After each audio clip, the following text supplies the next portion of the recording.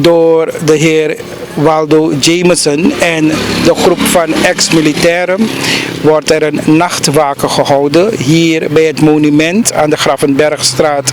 Het gaat hier om de militairen die gesneuveld zijn tijdens de Binnenlandse Oorlog, voor wie de nachtwaken wordt gehouden.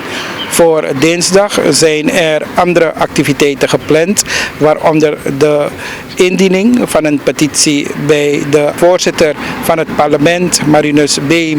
We spraken met de heer Jameson over de dag van vandaag en ook morgen, maar ook hoe het gaat met de ex-militairen, de problemen waarmee zij zitten en wat de nieuwe regering, CQ de nieuwe minister van Defensie, zou kunnen betekenen voor de groep van ex-militairen.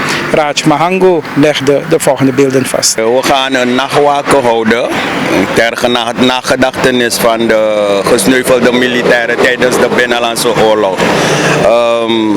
We hebben onderzocht en het is gebleken dat in de nacht van 20 op 21 juli 12 mannen gegijzeld zijn geworden tot Stokkersijver.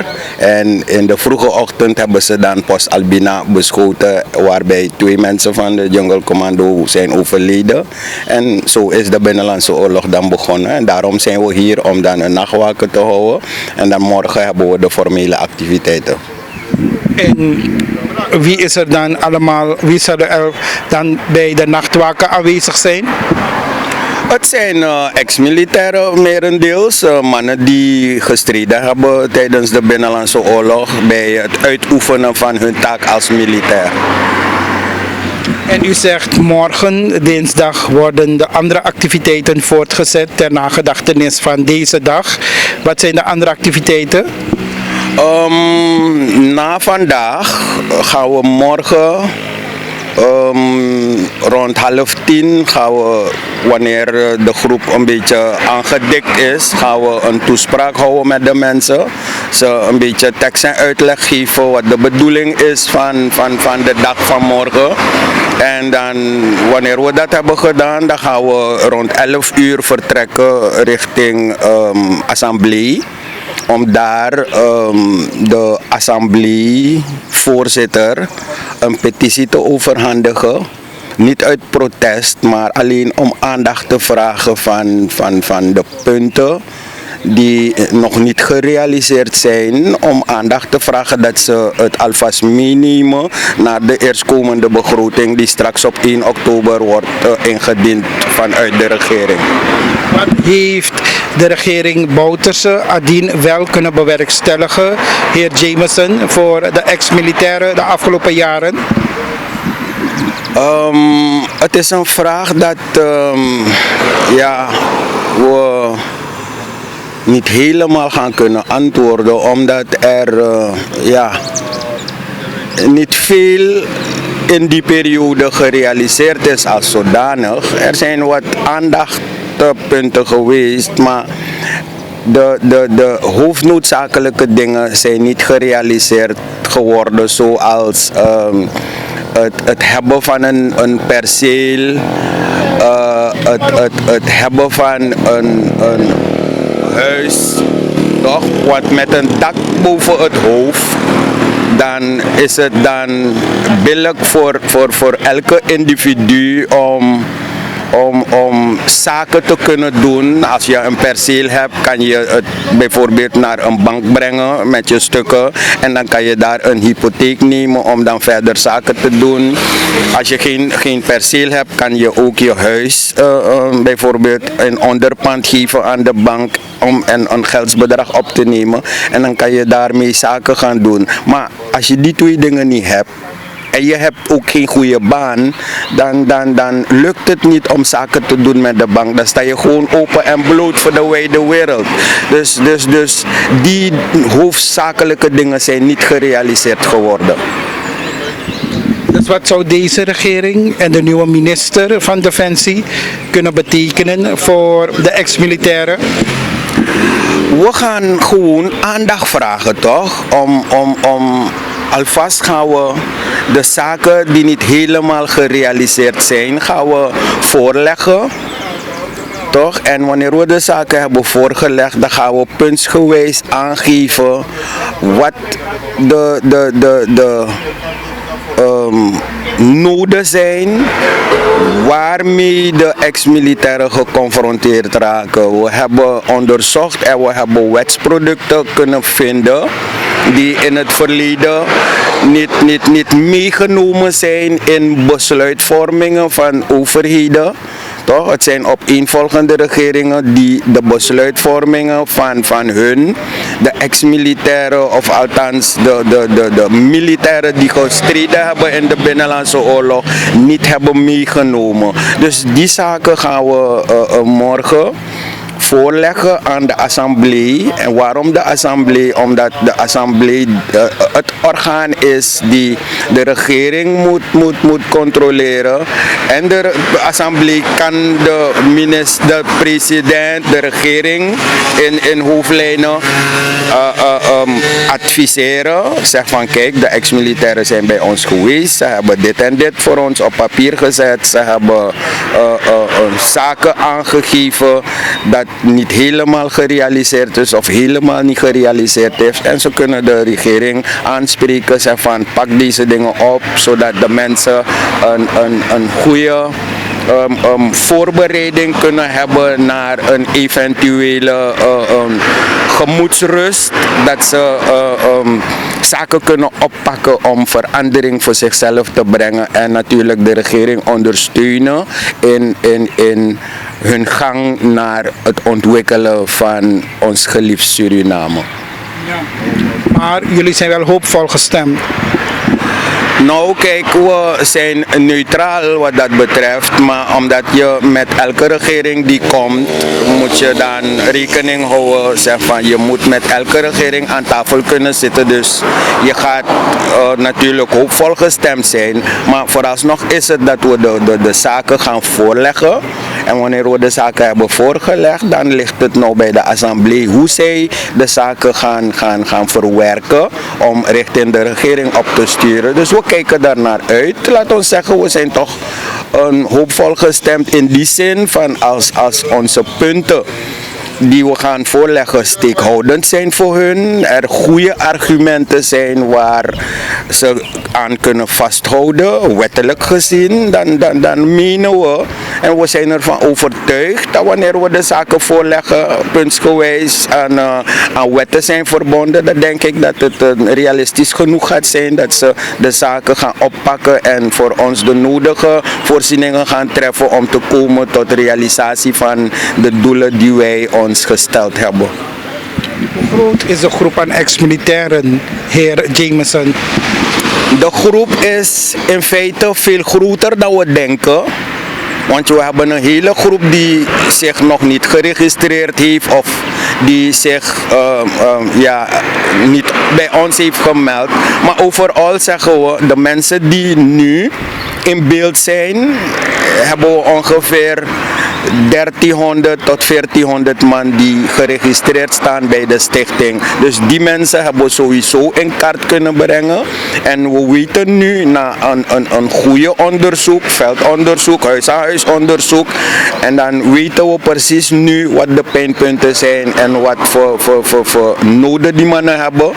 En dan denken we dat de mensen die geregistreerd zijn en in de meantime misschien komen er een paar nog bij. Maar dat die mensen, die 1300 tot 1400 man, dat ze dan een beetje tevreden mogen terugkijken wanneer deze regering ertoe overgaat om dan de doelen die gesteld zijn te realiseren voor ons allen. U zegt onderzoek gedaan, dus dan amoro begin toe onder een groep. Amoro begin toe naar huisvesting of een kavel. Sommigen willen een kavel om zelf te bouwen. Dat is ook een heet hangijzer, dat gaan we ook aan de orde stellen natuurlijk. Want zonder een baan, zonder een dak boven het hoofd of zonder een perceel kan je geen zaken doen zoals ik dat al eerder heb aangegeven. Dus dat is sowieso prioriteit. Een goede baan of een woning of een perceel. Die zaken zijn voornaamste dingen. En daarnaast komen de andere zaken. Maar één ding moet ik voorop stellen is wanneer je geestelijk niet equipped bent om tegen je eigen doelen het hoofd te kunnen bieden, dan gaat het een beetje moeilijk zijn om je eigen zaken op te pakken. Dus het eerste wat gaat moeten gebeuren is, wanneer die doelen gesteld zijn en gerealiseerd worden, dan denk ik dat de mannen die leven met die posttraumatische stresssyndroom een beetje opgelucht kunnen opkijken en zeggen van boy, eindelijk hebben we een regering of hebben we mensen die luisteren en de zaken oppakken zoals die zaken opgepakt moeten worden. En dan ik denk dat iedereen dan opgelucht gaat zijn om dan het leven verder op te pakken. Want nu zoals het voor zich is, kijken heel wat ex-militairen een beetje somber toe naar hun eigen toekomst. Omdat de mogelijkheden niet voor ze geschapen zijn. Dus we zijn hoopvol gestemd en we denken dat het in orde komt met het feit, nadat we morgen de petitie hebben ingediend, dat de assemblee nog een keer de zaken goed heeft doorgenomen en gaat voorleggen aan de regering. Misschien krijgen we ook de ruimte om met iemand van de regering te praten. We weten het niet, want dat gaan we doen morgen en dan gaan we horen van de assemblee of dat kan. En dan wanneer het zover is, dan gaan we ook met de regering waar nodig aan tafel zitten om ook met de regering de punten te delen en kijken wat hun zienswijze is. Want ik mag u zeggen, we hebben heel wat zaken die we willen voorleggen. Want we willen niet alleen gaan naar die assemblee of naar de regering met handen open. We hebben ook ideeën ontwikkeld. We hebben ook werkbare voorstellen die we gaan presenteren. Alleen hebben we die push nodig. Het zij financieel, het zij met materieel. Dan kunnen we ook zelfvoorzienend zijn om elkaar te helpen. Om ook zo de minder bedeelden onder de ex-militairen te helpen.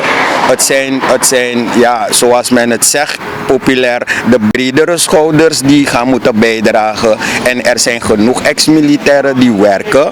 En wanneer zij dan verdienen, toch? Dan praten we over een goede baan. En dan wanneer zij verdienen, dan kunnen de minder bedeelden ook profiteren. Niet alleen profiteren, maar dan kunnen ze ook geholpen worden. Maar je moet wel mensen hebben die een steentje willen bijdragen om die zwakkere groep te helpen. Tot slot, meneer Jameson, Fafa psychische toestand bij de 1300 geregistreerden. Oké, in het verleden hebben we hulp gehad van PCS, waar men geregeld kon gaan om hun psychische toestand, hun posttraumatische stressstoornis een beetje onder controle te krijgen. Dat is een beetje redelijk goed op gang gekomen. Maar achteraf is gebleken dat er een betalingsachterstand was vanuit de defensieorganisatie. En men is dan gestopt met het onderzoeken van de mannen vanwege die betalingsachterstand die er was. Dus die zaken gaan we even voorleggen, weer aan die nieuwe assemblee. En als de mensen dan inspelen daarop, dan logisch komt er een nader onderzoek om te kijken, mannen die het nog nodig hebben, die nog zitten met die posttraumatische stressstoornis, dat ze geholpen kunnen worden door PCS. En de tegoeden die ze maandelijks kregen, dat bestaat er nog? Ja, die tegoeden bestaan er nog. U moet weten dat die tegoeden die ze krijgen geïnitieerd is door de regering die aanzat van 2005 naar 2010. En In 2010 heeft men een component aan toegevoegd, met name de invaliditeitsuitkering. Maar de mensen die die invaliditeitsuitkering krijgen, dan willen we niet negatief overkomen, maar het is maar een klein groepje van een stuk of 35 tot 40 man. Toch? En vergeleken met die grote groep die ondersteuning kreeg van 200 SRD, is dat geminimaliseerd en we denken dat dat bedrag dan geminimaliseerd is, dat bedrag gaat naar de arbeidsongeschikte, maar die groep die 200 kreeg is helemaal geminimaliseerd. Dus we denken in zin van, als er een onderzoek komt, want we hebben gevraagd aan een goede afhandeling van administratieve zaken binnen de defensieorganisatie. Als men die administratiezaken goed gaat afhandelen, dan gaat men meer ontdekken welke mensen in aanmerking moeten komen of dienen te komen voor een steun. Het zij 200 SRD of het zij die invaliditeitsuitkering van 750 SRD.